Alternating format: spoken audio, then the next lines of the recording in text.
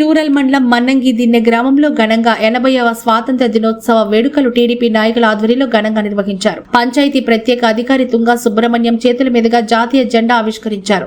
మన్నంగి దిన్నె TDP నాయకులు మరియు అధికారులు, గ్రామ ప్రజలు ఈ వేడుకల్లో పాల్గొన్నారు. మహాత్మా గాంధీ, డాక్టర్ బిఆర్ అంబేద్కర్ స్వాతంత్ర్య సమరయోధుల చిత్రపటాలకు పూలమాల వేసి నివాళులర్పించారు. ఈ సందర్భంగా వారు మాట్లాడుతూ స్వాతంత్ర్య సమరయోధుల త్యాగాలను స్మరించుకుంటూ గ్రామీణాభివృద్ధికి అందరూ పునరంకితం కావాలని పిలుపునిచ్చారు.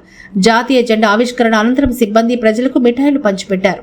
ఈ కార్యక్రమంలో పంచాయతీ ప్రత్యేక అధికారి తుంగా సుబ్రహ్మణ్యం, పంచాయతీ డెవలప్మెంట్ అధికారి బి సుజాత, మన్నంగి దిన్నె టీడీపీ గ్రామ కమిటీ అధ్యక్షులు మోర్ల వెంకట్రావు, పంచాయతీ టీడీపీ నాయకులు తదితరులు పాల్గొన్నారు.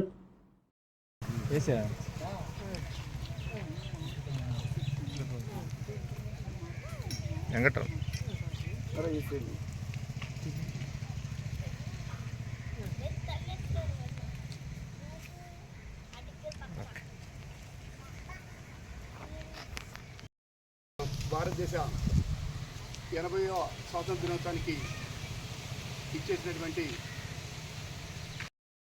5లో అక్కడ అంతకుముందంతా ఎటువంటి ఒక లీడర్షిప్ లేకుండా నడిచినటువంటి భారత స్వతంత్ర పోరాటంలో 1885 డిసెంబర్ 28వ తేదీన రాజ్ తేజ్ బహదూర్ సఫ్రూ కాలేజ్ అనేటువంటి ఒక బాంబేలో, నేటి ముంబైలో ఒక సమావేశం జరిగింది. అదే రాజకీయ సమావేశం. దాన్ని ఐఎన్సీ అంటారు, ఇండియన్ నేషనల్ కాంగ్రెస్. ఈ అధ్యక్షతన అప్పుడు డబ్ల్యూసీ బెనర్జీ అనేటువంటి అధ్యక్షతన ఓయాంగ్ హో అనేటువంటి అతను ఒక బ్రిటిష్ అధికారి అయిన కూడాను రాజకీయ ప్రతిపత్తి కోసము మొట్టమొదటిగా 1885 డిసెంబర్ 28వ తేదీన ఒక రాజకీయ పార్టీగా ఏర్పడింది స్వతంత్ర పోరాటం. దాని కింద అనేక పోరాటాలు జరిగాయి. దాన్ని 3 భాగాలుగా విభజించారు భారత స్వతంత్ర ఉద్యమంలో. అది 1885 నుంచి 1905కు ఒక ఘట్టం అయితే, మళ్ళీ 1905 నుంచి 1920కి ఒక ఘట్టం, తర్వాత 1920 నుంచి 1947 దాన్ని గాంధీ యుగం అంటారు. అది ఒక ఘట్టం అన్నమాట. ఆ 1885 నుంచి 1905 వరకు ఉన్నటువంటి ఘట్టాన్ని దాన్ని మితవాదుల యుగం అంటారు. అదేవిధంగా అంటే వాళ్ళని మోడరేట్స్ అంటారు, అంటే మితవాదులు. అదేవిధంగా 1905 నుంచి 1920 వరకు ఉన్న దాన్ని ఎక్స్ట్రీమిస్ట్ అంటే అతివాదులు అంటారు. అదేవిధంగా 1920 నుంచి 1947 ఆగస్టు 15 వరకు వచ్చినటువంటి దాన్ని పోరాటంలో గాంధీ యుగం అంటారు. ఈ 3 విధాలుగా మన యొక్క స్వాతంత్ర్యం యొక్క ఒక సిస్టమేటిక్ వేలో వెళ్ళిపోయింది.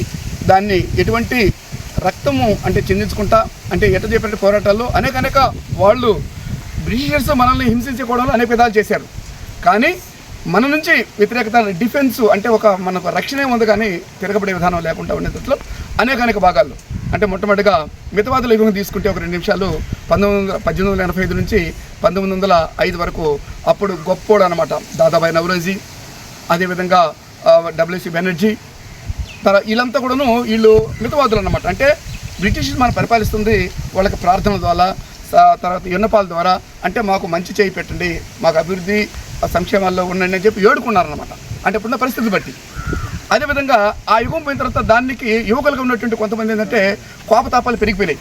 మన దేశాన్ని వాళ్ళు కొల్లగొడుతూ మన పరిస్థితి ఏంటి, మనం వాళ్ళ బతిలాడుకునేది ఏంటి, వాళ్ళ ప్రాధాయపడేది ఏంటి అనే దాంతో ఒక ఎక్స్ట్రీమిస్ట్ అతివాదుల యుగం ప్రారంభించింది. దాని ఆ యుగానికి నాయకత్వం వహించిన వాళ్ళు లాల్ బాల్ పాల్ అంటారు. అంటే బాలగంగాధర్ తిలక్ అని, బంకిం చంద్రపాల్ అని, లాలా వీళ్ళంతా యువకులు ఏంటంటే వాళ్ళు ఎక్స్ట్రీమిస్ట్ అంటే అతివాదంగా వాళ్ళు తిరగబడి పోరాటం చేయాలి.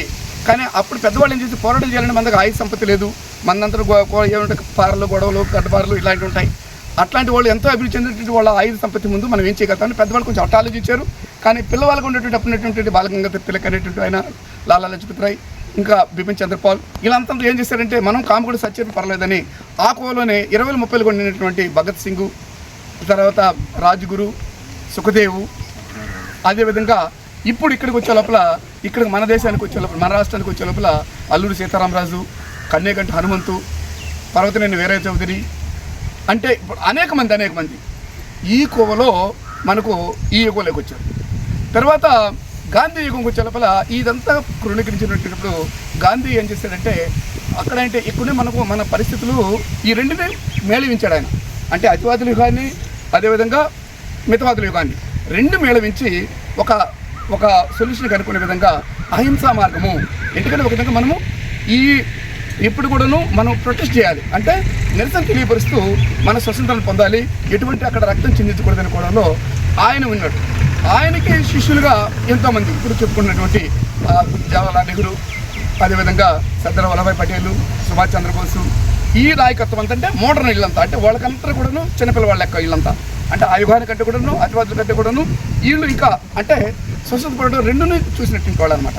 ఇలా అనేక అంటే వీళ్ళంతా కూడాను మనకు తెలిసి తర్వాత ఇది ఒకంగా నడుస్తుంటే రాజకీయ చైతన్యం కోసము, సామాజిక సమానత్వం కోసము, మనం ఒక స్వాతంత్రం వచ్చిన తర్వాత మనకు ఒక రాజకీయ ప్రతిపత్తి ఉండాలి, అందరూ సమానత్వం ఉండాలి దానికోసం బాబాసాహెబ్ అంబేద్కర్ అని ఒక పక్క, తర్వాత వచ్చి మొదటి విద్యాశాఖ మంత్రి అయినటువంటి మన అబుల్ కలాం ఆజాద్, తర్వాత మన మొదటి ప్రెసిడెంట్ అయినటువంటి బాబు రాజేంద్ర ప్రసాద్, సర్వేపల్లి రాధాకృష్ణ, వీళ్ళతో వర్గంలో నిష్ణాతులుగా ఉన్నటువంటి వాళ్ళు ఒక సమాజంలో ఉన్నటువంటి అసమానతలు పారదొల్లి ఈ స్వతంత్రం పొందే దాంట్లో వీళ్ళు ఒక మేళవింపుగా ఒక నిష్ణాతులుగా అంటే ఎన్లైటెన్ పర్సన్స్ అంటారన్నమాట. వీళ్ళంతా కూడా అంటే తెలియగలిగినటువంటి అమోఘంగా ఒక విధంగా పోరాటాలు జరుగుతున్నాయి, ఒక విధంగా స్వతంత్రం పొందాలి, అదేవిధంగా భారతదేశ స్వతంత్రం వచ్చిన తర్వాత ఎలాంటి పందాలు ఏర్పరచాలనే దాన్ని కూడాను ఇలాంటి నిష్ణాతుల వర్గము ఇలా బ్యూరోక్రాట్స్ టైపులు అప్పట్లో అంతా అంటే అందరూ లాయర్లుగా చదివినటువంటి వాళ్ళు, ఇంజనీర్లు, డాక్టర్స్గా అంటే అనేక మేళవింపు.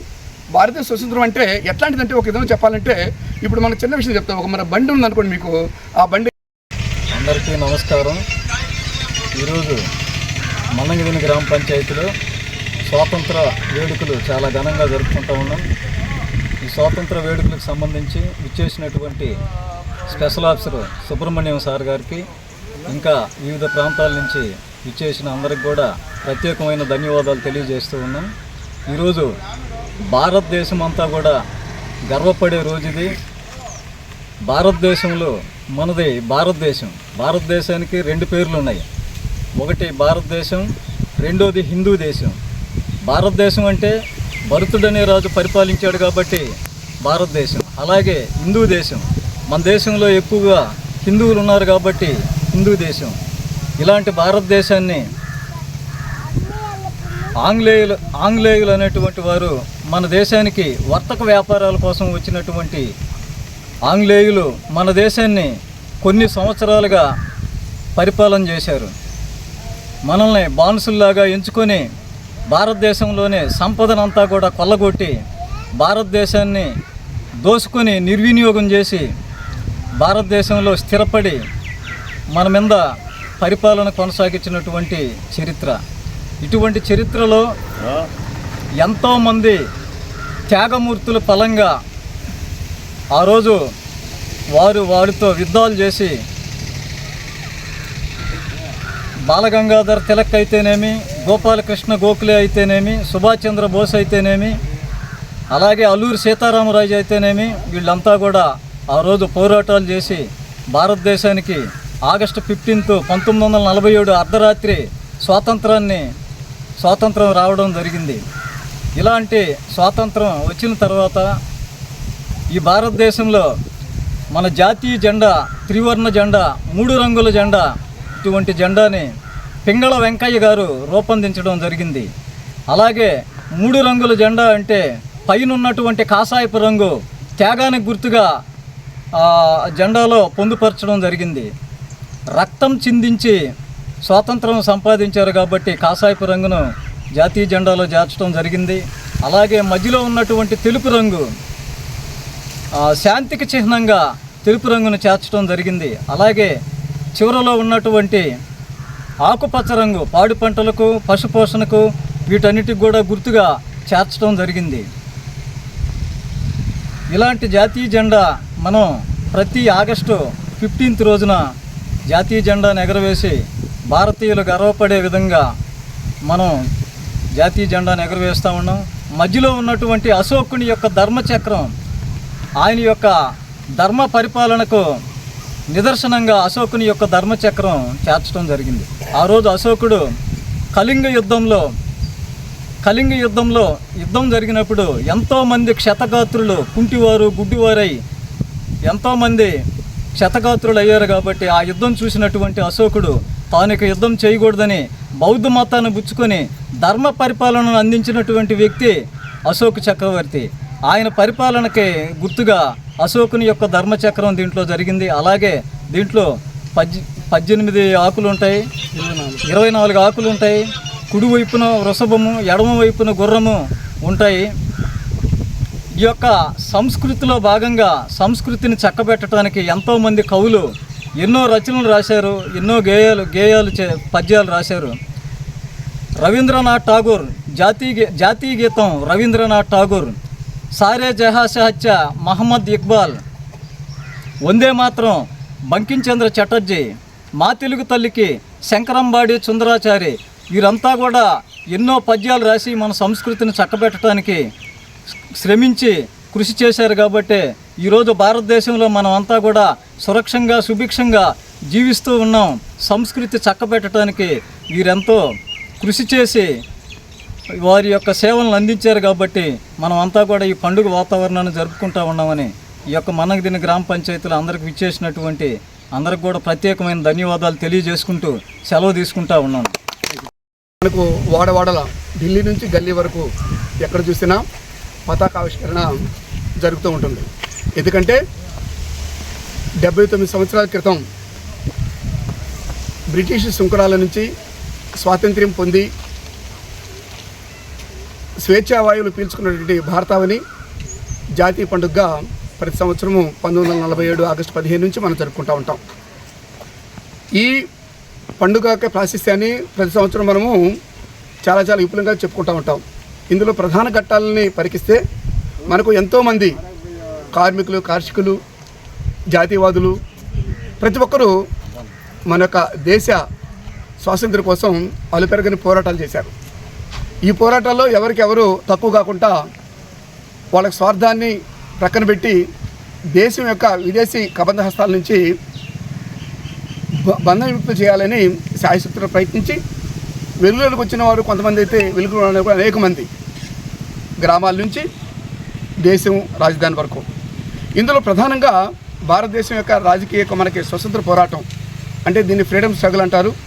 ఈ స్వతంత్ర పోరాటాన్ని పరికిస్తే ఎలా ఉంటుందంటే మనకు మన దేశము క్రీస్తుపూర్వం 4000 సంవత్సరంలో మనకు సింధు నాగరికత వెలసిల్లింది. ఇది ఎలాంటిదంటే ప్రపంచ దేశాలకి వెలగట్టలేనటువంటి సంపదను కలిగి ఉన్నటువంటి సుసంపన్న భారతదేశం.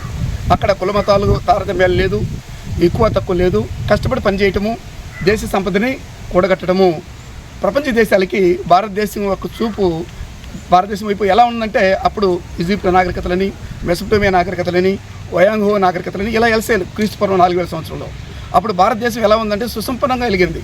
తర్వాత అనేక ఒడిదుడుకులతో వేద నాగరికత, తర్వాత దాని తారతమ్యాలతో ఉందని చెప్పి తర్వాత బౌద్ధ జైన మతాలు అనేక విధంగా మొట్టమొదటిగా మౌర్య సామ్రాజ్యం భారతదేశం పరిపాలించడం, తర్వాత గుప్త సామ్రాజ్యం రావటం. అదేవిధంగా మనం ఈ కోవలో మీకు రకరకాలు చేస్తుంటారు. చోళులు, విజయనగర సామ్రాజ్యం, శ్రీకృష్ణ పరిపాలన, తర్వాత భారతదేశం సంపదలు కొట్టి గజనీగోరి యుద్ధాలు, తర్వాత మొఘల్ శాఖ పరిపాలన. ఇదంతా అయిపోయిన తర్వాత భారతీయుల ఒక వీళ్ళని మామూలుగా బ్రిటిషర్లు వాళ్ళని ఏం భిక్ష పెట్టుకున్నారు, అనేక అరిపులు మన దగ్గరికి వచ్చారు. వచ్చి మొఘల్స్ ఉన్నప్పుడు జహాంగీర్ దగ్గర చిన్న సంస్థానం కావాలని చెప్పి 1611 ఆ ప్రాంతంలో మేము వ్యాపారం చేసుకొస్తున్న భద్రకుండా వాళ్ళ చుట్టూ తిరిగి ఒక చిన్న వ్యాపారం అన్నట్టుగానే రకరకాల మచిలీపట్నంలోనే ఎంటర్ అయ్యారు. రావటం అంటే మన ఆంధ్రప్రదేశ్లోనే ఎంటర్ అయ్యారు. తర్వాత సూరత్లో స్థాపించారు.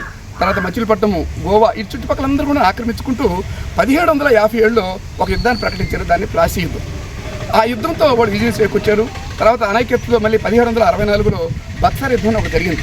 ఆ యుద్ధంలో మనం పూర్తిగా వాళ్ళకి సరెండర్ అయిపోయినాం. మన యొక్క రెవెన్యూ అంతా కూడా చేతికి వెళ్ళిపోయింది.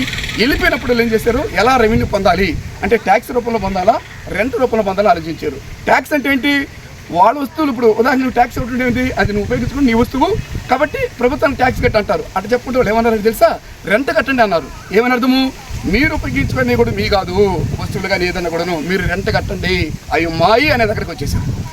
వ్యాపార నిమిత్తం ప్రతిలాడుకునే దానికోసం వచ్చి తర్వాత ఏం చేసేసారు, మనం ఉపయోగించుకుంటున్నా కూడా ఏం చేసేసాము, మీరు మాకు రెంట్ కట్టండి అనేసారు. అంటే ఇలాంటి బాధలు తరించలేక అనేక మంది వాళ్ళతో పోరాడి గిరిల్ల యుద్ధాలు చేసి రకరకాల దాంతో అనేక విధంగా ప్రాణాలు కూడా పణంగా పెట్టినటువంటి ఎంతో త్యాగదనులకి స్మరించుకుంటూ ఈరోజు మనము ఈ యొక్క 50వ స్వాతంత్ర దినోత్సవం జరుపుకున్నాం. ఈ యొక్క స్వాతంత్ర దినోత్సవాన్ని ఇచ్చేసినటువంటి మన్నగదిన గ్రామ పంచాయతీ అందరూ కూడాను మరి ఒకసారి ధన్యవాదాలు తెలుపుకుంటూ ముగిస్తున్నాను.